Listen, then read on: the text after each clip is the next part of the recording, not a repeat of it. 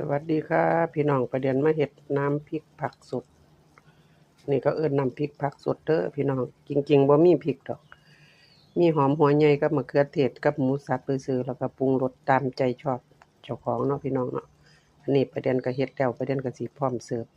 สิตักใส่ถ้วยนะพี่น้องตักใส่ถ้วย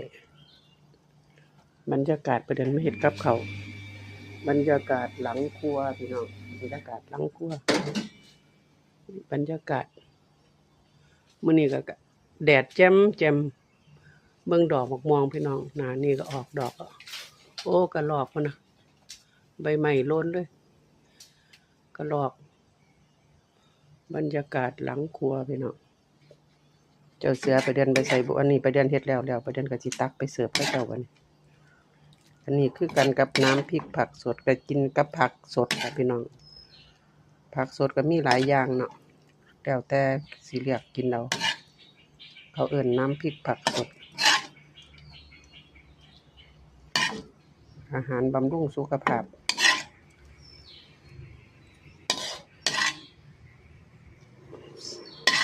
อันนี้มะเขือเทศกับซอย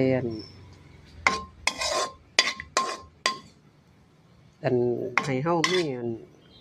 ธาตุเหล็กในร่างกายหลายเนาะพี่น้องเสริมธาตุเหล็กในร่างกายหมูกับซอยโปรตีนแล้วก็ผักสดก็มีหลายอย่างเนาะพี่น้องแล้วตั้งแต่เฮาสิกินกับ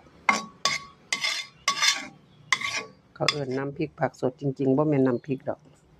นี่ประเด็นเฮ็ดแล้วเรียบร้อยแล้วพี่น้อง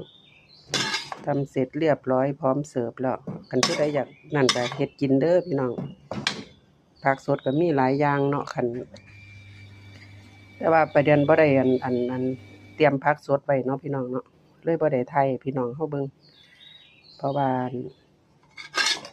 เฮ็ดตั้งแต่น้ำพริกให้พี่น้องเฮาเบิ่งซื่อๆขั้นตอนก็บ่มีอิหยังหลายดอก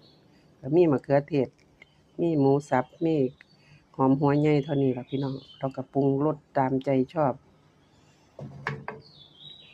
แล้วก็พร้อมเสิร์ฟนำเนาะพี่น้องเนาะมะเขือเทศก็สิแดงดี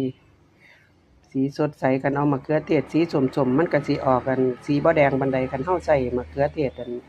แดงก็สิแดงใจวายพุ่นล่ะเนาะพี่น้องเนาะใกล้ปีใหม่ก็ขออวยพรให้มีแต่ความสุขความเจริญเฮงๆปังๆรวยๆเด้อไผเดินทางกลับบ้านก็โชคดีมีชัยตลอดไปสุขภาพแข็งแรงทุกคนทั้งครอบครัวฝากกดไลค์กดแชร์กดติดตามเป็นกำลังแรงใจให้ประเด็นได้เฮ็ดคลิปต่อไปสวัสดีค่ะ